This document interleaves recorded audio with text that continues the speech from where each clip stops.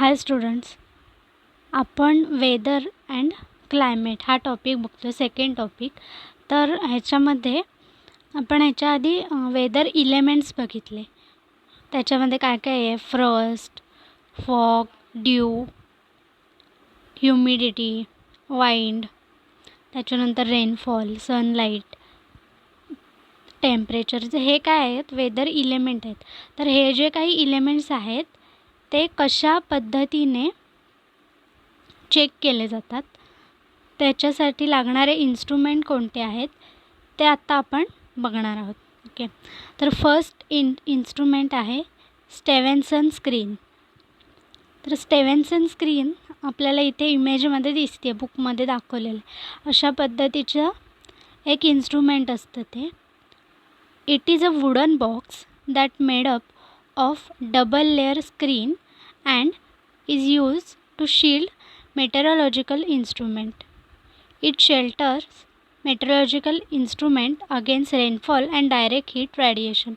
Okay, तर एक wooden box टाईपमध्ये स्ट्रक्चर असतं आणि त्याच्या आतमध्ये इन्स्ट्रुमेंट असतं आणि ते ओपन स्पेसमध्ये ठेवलं जातं. तर त्याला काहीही इफेक्ट होऊ नये सनलाईटचा आणि किंवा सन रेडिएशनचा, सनरेजचा आणि रेनफॉलचा, म्हणून त्याला पॅक करून ठेवलेलं असतं. However, it allows air to circulate free around them. It is painted with white color to reflect sun radiation. Okay, जर व्हाईट कलर का असतो ह्याला, तर त्याच्यामुळे काय होतं, जे काही सनलाईट असणार आहेत ते सन रेज रिफ्लेक्ट होणार आहेत, परावर्तित होऊन परत रिटर्न जाणार आहेत. आणि तेच ब्लॅक ठेवलं तर काय होईल, तर ती पूर्ण जो काही बॉक्स आहे तो एकदम जास्त तापत जाईल, म्हणून व्हाईट कलर असतो. आणि त्याच्यामध्ये काय केलं जातं, तर जी एअर असते ती एअर आतमध्ये येण्यासाठी त्याला थोडे गॅप ठेवलेले असतात आणि त्या गॅपमधून एअर आत येते. तर हे काय आहे? स्टेव्हन्सन स्क्रीन. तर ह्याच्यामध्ये जे काही तिथली एअर आहे त्याचं मेजरमेंट केलं जातं, म्हणजे ती एअर कशा पद्धतीची आहे, पोल्युटेड आहे की नॉन पोल्युटेड आहे, हे सगळं. ओके, सेकंड आहे थर्मोमीटर.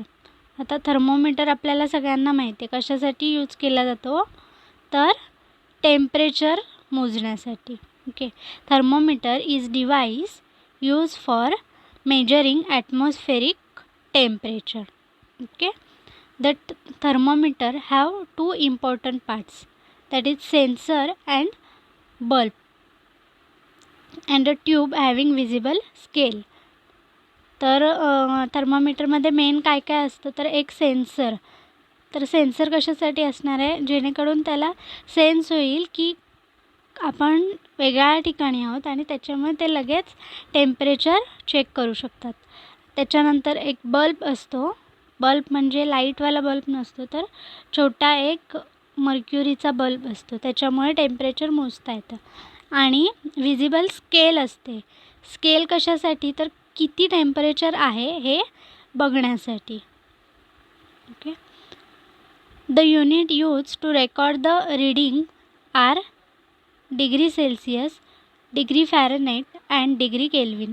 तर टेम्परेचर कशा पद्धतीने मोजलं जातं, आपण डेली कसं असतं आपण ऐकतो ते डिग्री सेल्सिअस असतं, किंवा मग काही ठिकाणी डिग्री फॅरनहाईटसुद्धा यूज केलं जातं आणि काही क्वचित ठिकाणी डिग्री केल्विनचा यूज केला जातो. तर फॅरनहाईट आणि सेल्सिअस हे जास्त यूज होणारे आहेत. The thermometers are widely used in industry, meteorology, medicine, and in the scientific research. Okay. In meteorology, it is used to record minimum and maximum atmospheric, that is air and soil temperature. तर मेटेरॉलॉजीमध्ये म्हणजे हवामानशास्त्रामध्ये थर्मोमीटरचा use कशासाठी केला जातो, तर जे काही minimum आणि maximum temperature असणार आहे ते चेक करण्यासाठी. आणि मग ते कुठलं चेक केलं जातं, सॉईलचं आणि एअरचं. Okay, thermograph is mechanical device which record air temperature and graph continuously. Okay. त्याच्यानंतर थर्ड आहे रेन गॉज. तर रेन गॉज जसं की काय म्हटलं आहे, रेन गॉज असं त्याचं नाव आहे. म्हटल्यावर कशासाठी असणार आहे हे, जे काही रेनड्रॉप आहेत ते किंवा रेनफॉल आहे ते मेजर करण्यासाठी, किती रेनफॉल होतो आहे हे मेजर करण्यासाठी. तर आपण बघतो ना न्यूजमध्ये सांगतात की ह्या जिल्ह्यात एवढा पाऊस पडला, एवढा मिलीमीटर पाऊस पडला, एवढा पाऊस पडला, हे जे काही सांगितलं जातं तर ते जे काही आहे ते कशामुळे आपल्याला समजतं, तर हे जे रेन गॉज इन्स्ट्रुमेंट आहे त्याच्यातून आपल्याला समजतं. The instrument use for measuring the amount of rainfall is called as rain gauge.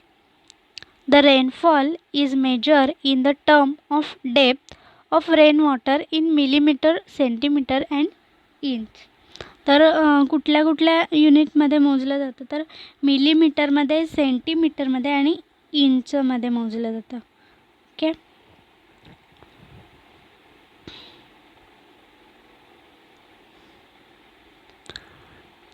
तर इथे दोन टाईपचे रेनगॉज दाखवलेत, नॉन रेकॉर्डिंग रेनगॉज आणि सेल्फ रेकॉर्डिंग रेनगॉज. तर नॉन रेकॉर्डिंग रेनगॉज काय असतं, तर ते त्याच्यामध्ये रेकॉर्ड होत नाही, फक्त आपण बघू शकतो एवढं झालं आहे, मग आपण ते कुठेतरी नोट डाऊन करून ठेवायचं आणि आपल्याकडे तो रेकॉर्ड ठेवायचा.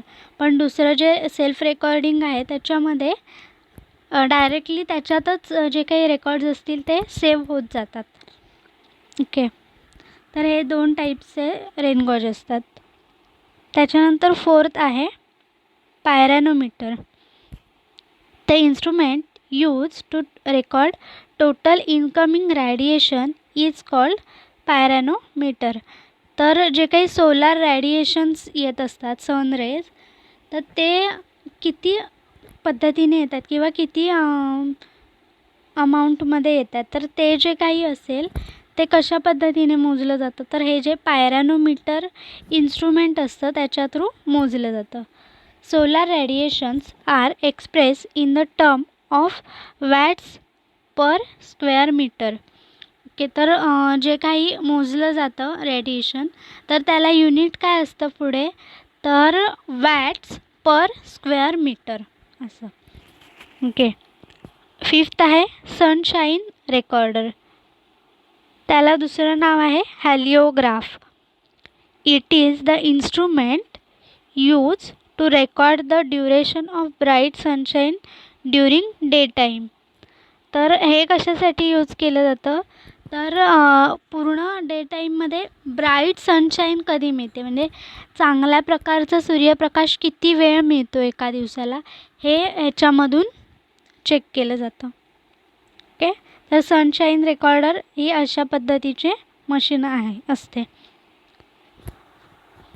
त्याच्यानंतर आहे sixth anemometer and wind vane. The speed at which wind is flowing is called as wind velocity. The wind velocity, that is wind speed, is recorded in knots, meter per second, kilometer per second and miles per hour.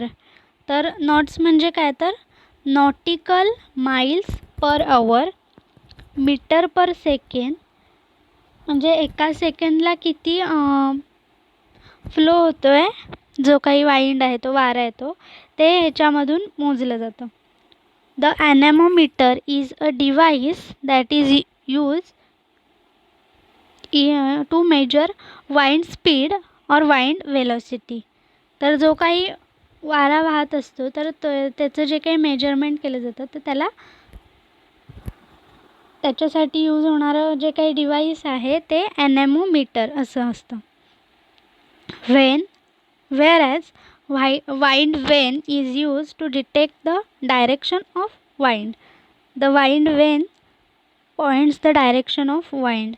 तर जे wind Wien असतं त्याचा use कशासाठी होतो, तर कुठल्या दिशेने वारा आहे हे जाणून घेण्यासाठी. तर आपल्याला इथे दिसतं आहे ॲनेमोमीटर आहे आणि वाइंड वेन आहे. काही ठिकाणी ह्यातले जे काही इन्स्ट्रुमेंट आहेत ते वरच्या साईडला बिल्डिंगवरती वगैरे लावलेले असतात.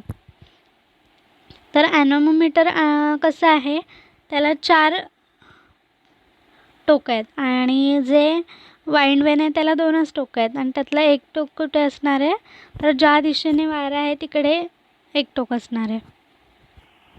ओके. त्याच्यानंतर सेकंड लास्ट आहे सायक्रोमीटर और hygrometer. Relative humidity is the amount of water vapour present in the air. It is express in percentage of the amount needed for saturation of same temperature. तर हायग्रोमीटर किंवा सायक्रोमीटर हे कशासाठी use केलं जातं, तर humidity किती आहे म्हणजे आर्द्रता किती आहे हे चेक करण्यासाठी. Okay. The instrument use for measuring relative humidity is called hygrometer or psychrometer. Psychrometer consists of 2 bulbs with thermometer, that is wet bulb and dry bulb, and read humidity based on the difference between two. तर ते हे पण थोडंफार त्याचं structure थर्मामीटरसारखंच असतं. फक्त काय असतं तर त्याच्यामध्ये 2 बल्ब्स असतात.